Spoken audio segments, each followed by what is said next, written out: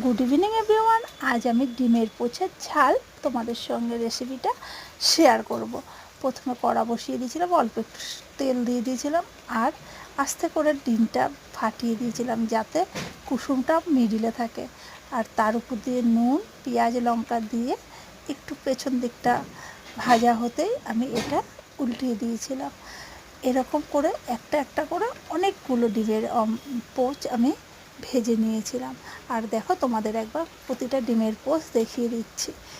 দেখো প্রতিটা ডিমের পোচ কত সুন্দর হয়ে গেছে। এই দেখো, তারপর আবার ওই তেলের মধ্যেই আমি খানিকটা তেল ঢেলে দিলাম, পেঁয়াজ আর টমেটোটা দিয়ে ভালো করে ভেজে নিয়েছিলাম। আর পেঁয়াজ আর টমেটোটা ভাজা হতেই এর মধ্যে আমি আদা রসুন বাটা দিয়ে দিয়েছিলাম, এটা ভালো করে কষিয়ে নিয়েছিলাম। আর এই দিকে একটা গুঁড়ো মশলার পেস্ট করে রেখেছিলাম, সেটা দিয়ে কষিয়ে ডিমগুলো ছেড়ে